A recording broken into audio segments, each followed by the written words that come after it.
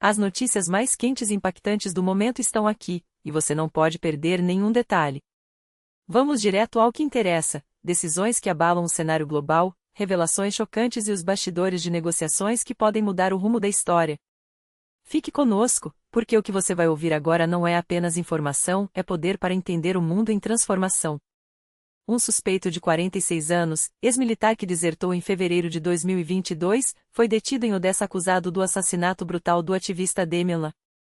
As autoridades ucranianas confirmaram a prisão, e as imagens do interrogatório já circulam em nosso canal no Telegram. O crime, cometido por volta das 10h30 em um apartamento no distrito de Primorsk, teve como possível arma do crime um objeto encontrado no local.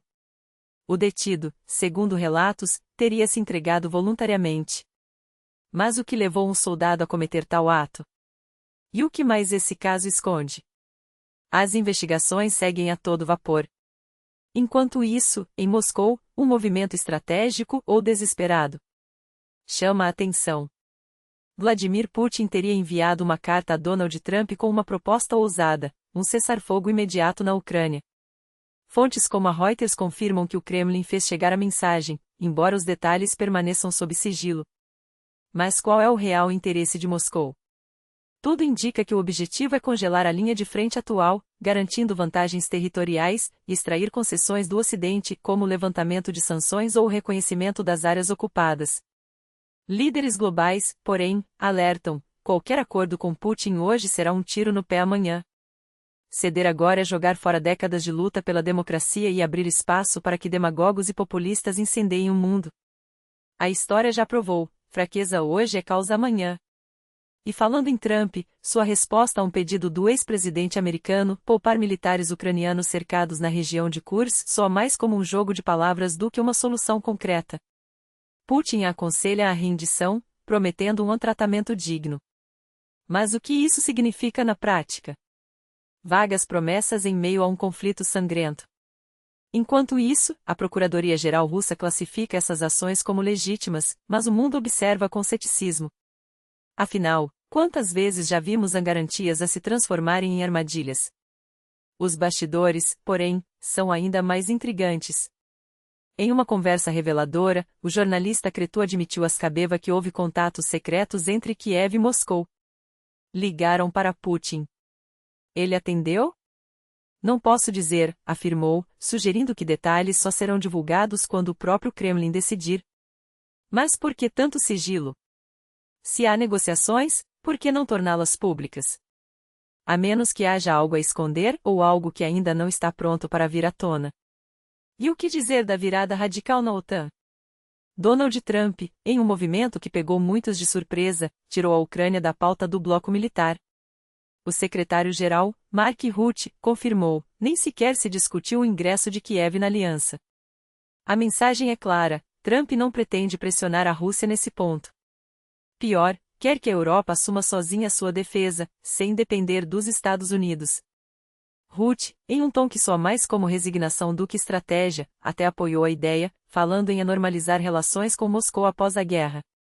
Mas como conciliar pressão agora e diálogo depois? Primeiro, sanções e embargos, depois, um aperto de mãos? A lógica é, no mínimo, questionável. A Ucrânia, abandonada à própria sorte, pergunta: como garantir segurança sem o escudo da OTAN? E a resposta, até agora, é um silêncio ensurdecedor. Enquanto os políticos jogam xadrez com vidas, a economia europeia sangra.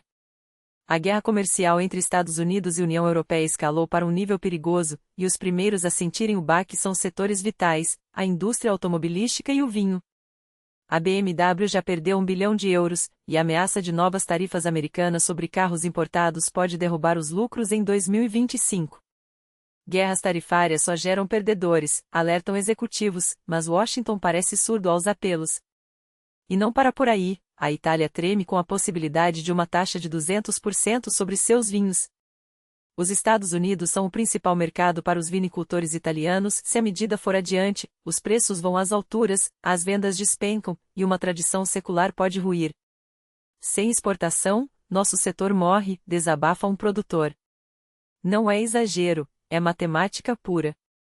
E o pior: Esse conflito não é só comercial, é uma bomba relógio para a estabilidade econômica de ambos os lados do Atlântico.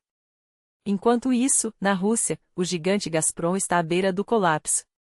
Cortes massivos de pessoal, até 40% dos funcionários da sede em Lacta Center e a venda emergencial de ativos mostram uma corporação em pânico. O que antes era símbolo de poder agora luta para sobreviver. Será o início do fim para um império construído sobre gás e influência? Os sinais são alarmantes. E agora, a pergunta que não quer calar: até onde isso tudo vai chegar? Trump já deu mostras de que sua abordagem para a Ucrânia será radicalmente diferente. Será que estamos diante do primeiro capítulo de um novo e perigoso arranjo geopolítico? A OTAN ainda é confiável, ou a Ucrânia deve buscar outras saídas? Conversei com um especialista polonês, e sua análise é contundente. A aliança segue como pilar da segurança europeia, mas seu futuro depende de quem está disposto a bancar o jogo. Países como Polônia e Turquia, que nunca reduziram seus investimentos em defesa, ganham peso. A OTAN não vai ruir, afirma. Os Estados Unidos lucram demais com ela. Mas a Europa precisa acordar. O cenário é complexo, as apostas são altas, e cada decisão hoje ecoará por décadas. Então, o que você acha? Está na hora de virar a página da Ucrânia e da OTAN, ou esse capítulo ainda tem muito a revelar? Deixe sua opinião nos comentários. Sua voz importa e, neste momento, pode ser mais influente do que imagina. Não se esqueça, curtir, comentar e se inscrever é a sua maneira de ficar sempre à frente. O mundo não para, e nós também não. Até a próxima, com mais verdades que você não encontrará em nenhum outro lugar. O império do gás russo desmorona e o mundo assiste em tempo real. A Gazprom Export, outrora uma máquina de imprimir dinheiro que enchia os cofres do Kremlin com bilhões, hoje não passa de um departamento de processos judiciais. Depois de ver suas exportações para a Europa despencarem em 90%, a unidade que já foi símbolo do poder energético da Rússia agora opera com uma equipe enxuta, reduzida a algumas dezenas de funcionários. E, pelo jeito, 2023 não trará alívio. A empresa registrou um prejuízo recorde de 629,1 bilhões de rublos, a maior catástrofe financeira de sua história. O que vem pela frente? O Kremlin cavou um beco sem saída para sua joia da coroa. O mercado europeu, antes o principal comprador, está perdido e não há substituto à altura. O contrato com a China, vendido como a grande salvação, revelou-se muito menos lucrativo do que prometido. A Rússia apostou tudo no gás e perdeu. E agora? A empresa será desmontada? Virará um zumbi corporativo, sobrevivendo à custa de subsídios estatais? Ou o Kremlin tentará algum movimento desesperado para reverter o colapso? Deixe sua análise nos comentários. Afinal, quando um gigante tropeça, as ondas do impacto chegam longe e você pode estar no caminho. Enquanto a economia russa sangra, a justiça internacional dá um recado claro: crimes de guerra não prescrevem. Voislav Els, ou melhor, Jean Petrovsky, como se descobriu ser seu nome real, líder do grupo ultranacionalista Rusi, foi condenado à prisão perpétua por atrocidades cometidas no Donbas. O tribunal não deixou dúvidas, ele foi considerado culpado em 4 acusações, incluindo participação no assassinato de um militar ucraniano, divulgação de imagens humilhantes do corpo da vítima e incitação à violência nas redes sociais. Mas o mais chocante veio à tona em setembro de 2014. Sob seu comando, o grupo executou 22 soldados ucranianos e feriu gravemente outros 4. Sim, um dos cargos foi arquivado, mas isso não mudou o veredito final. Prisão perpétua. O máximo possível. E não adianta especular sobre e se é mesmo que fosse condenado por aquele crime adicional, a pena não seria mais severa. Petrovsky foi preso em 2023 pela Polícia de Fronteira da Finlândia e, desde então, está sob custódia. Um monstro fora de circulação. Mas a pergunta que fica é: quantos como ele ainda estão soltos? Quantos comandantes de grupos paramilitares russos agem impunes, enquanto suas vítimas são enterradas em valas comuns? A justiça avançou hoje, mas a luta está longe de terminar. E enquanto a Rússia enfrenta suas crises internas, o terrorismo global leva a outro golpe. Abdullah Mahmoud al-Fayed, o temido líder do Estado Islâmico na Síria e no Iraque, foi eliminado em uma operação conjunta das forças de segurança iraquianas e da coalizão antiterror. O primeiro-ministro iraquiano não poupou palavras. Al-Fayed não era apenas um comandante, era um fanático ideológico, o cérebro por trás de ataques tanto na região quanto além das fronteiras. Sua morte é um golpe estratégico contra o ISIS, mas não ilude ninguém. Cortar a cabeça da hidra não mata o monstro. A questão agora é: quem assumirá seu lugar? E, mais importante, quanto tempo levará para a organização se reorganizar? O terrorismo não morre com um único homem, ele se adapta, se infiltra, espera a próxima brecha. A guerra contra o extremismo não tem fim à vista. E enquanto o Ocidente debate sanções e estratégias, grupos como o ISIS continuam recrutando, planejando, esperando seu momento. O mundo não para e as notícias também não.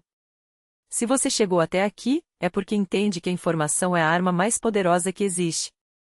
Então não fique de fora, curta, comente, compartilhe e ative o sininho para não perder nada. Suas ações aqui fazem a diferença, seja para pressionar por justiça, seja para ficar à frente dos próximos capítulos desta era turbulentas.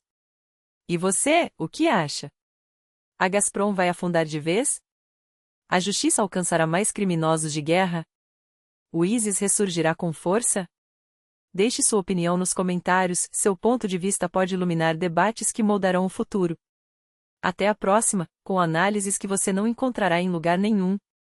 E lembre-se, em um mundo cheio de ruídos, a verdade é rara. Aqui, ela tem voz. Nota musical.